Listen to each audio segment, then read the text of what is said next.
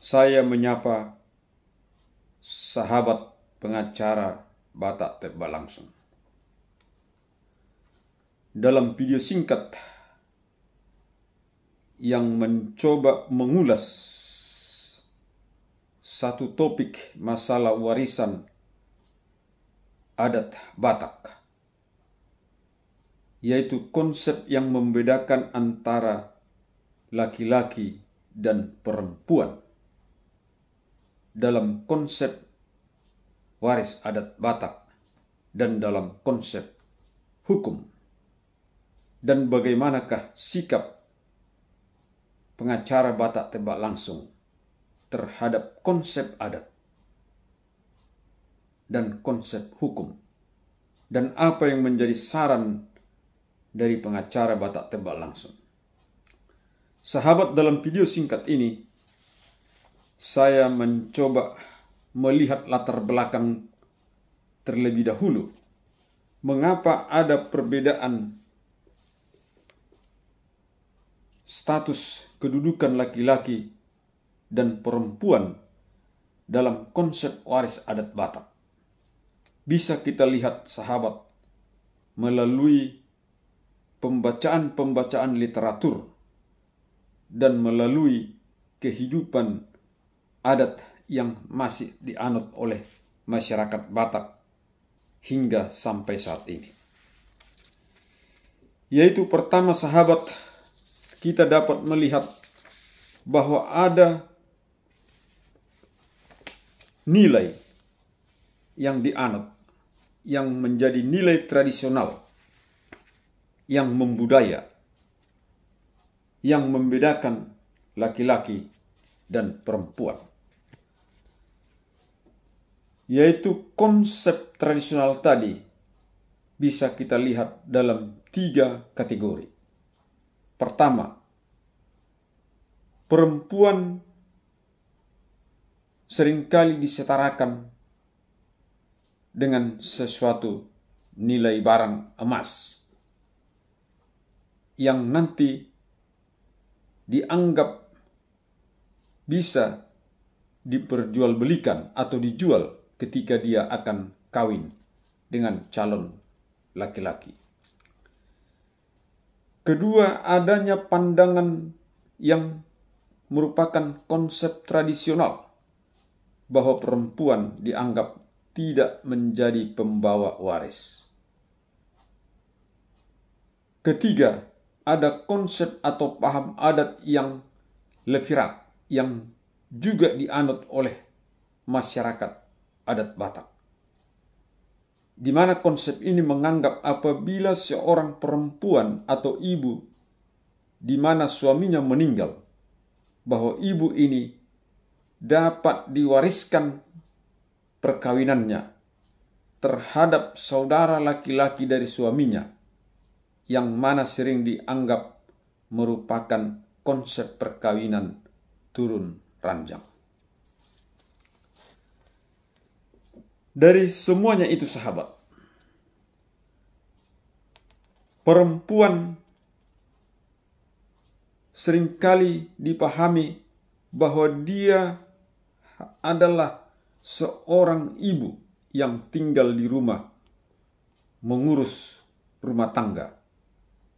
Dalam pemahaman orang Batak dikatakan sigoki jabu, artinya dia memenuhi rumah atau menempati rumah. Kemudian ada pandangan yang menganggap bahwa perempuan tadi sama dengan barang yang didagangkan atau dijual nanti kepada laki-laki apabila dia kawin, yaitu dikatakan si jalo si namot, atau dalam konsep mahar.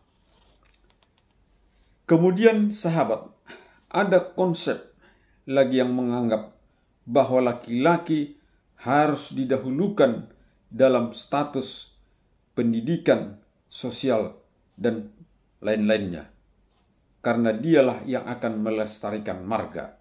Sedangkan perempuan, dia akan tunduk dan turut melestarikan marga suaminya.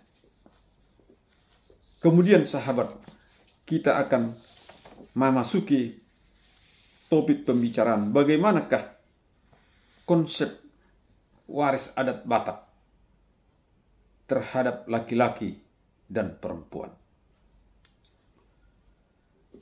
Sebagaimana sahabat kita mengetahui bahwa adat Batak adalah adat yang menganut kekeluargaan patriarkat, di mana laki-laki yang menjadi dominan, laki-laki menjadi priority, sedangkan perempuan bukan menjadi dominan atau prioritas.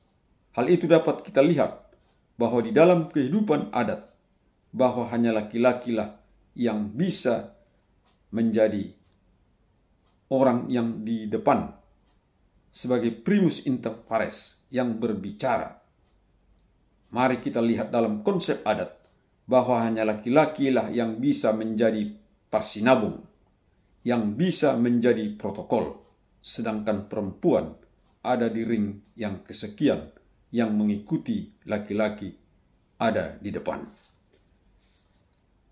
Kemudian sahabat, dalam konsep warisan ada pandangan tradisi yang turun-temurun yang masih dianut oleh sebagian orang Batak, bahwa perempuan tidak sama bagiannya dengan laki-laki.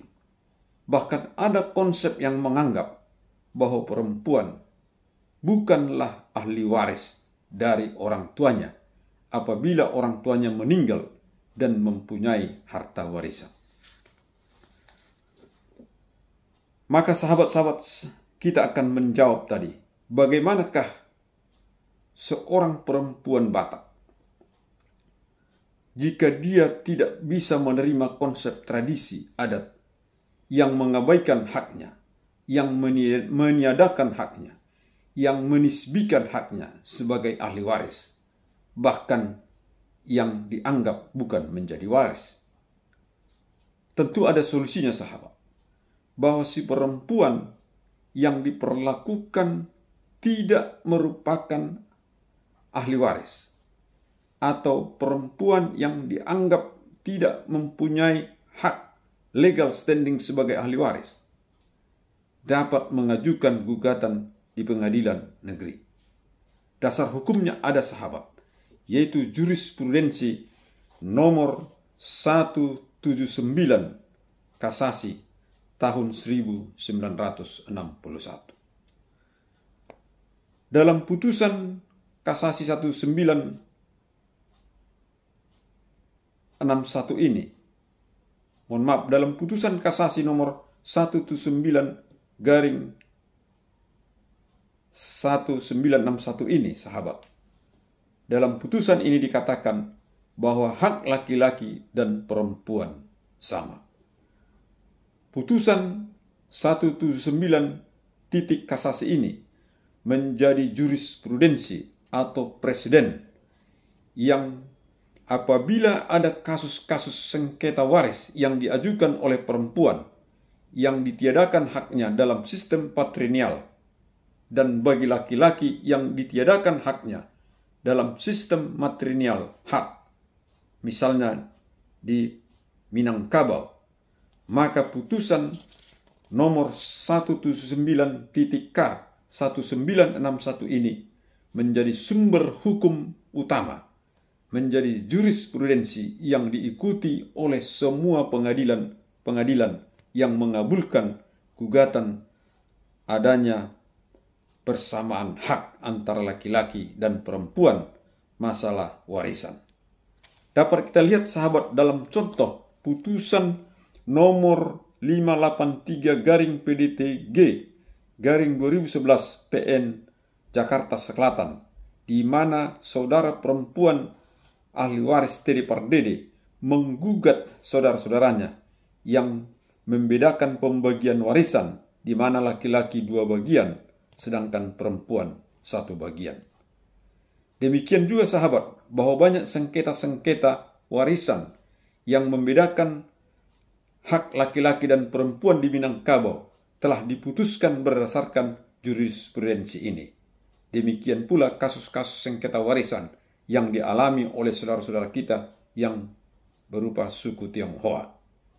Inilah sahabat jawaban pengacara Batak Toba langsung terhadap saudara-saudara kita perempuan Batak Toba atau Batak yang mengalami perlakuan diskriminasi dari saudara-saudaranya laki-laki atau saudara laki-laki dari bapaknya yang menganggap perempuan bukan menjadi ahli waris. Bahkan yang meniadakan haknya sebagai ahli waris dapat mengajukan gugatan berdasarkan putusan Mahkamah Agung ini yang menjadi jurisprudensi. Semoga video singkat ini dapat bermanfaat sahabat, dan kiranya bagi semua kita generasi Batak tidak lagi memperlakukan atau membedakan saudara kita perempuan, dan tidak pula membedakan anak laki-laki kita dengan anak perempuan kita dalam masalah status dan kedudukannya sebagai ahli waris. Demikian pula haknya sebagai ahli waris, karena keduanya, baik laki-laki dan perempuan, adalah merupakan keturunan anak dari kita yang apabila kita meninggal sebagai pewaris, maka mereka mempunyai hak yang sama sebagai ahli waris. Salam dari pengacara Batak Toba.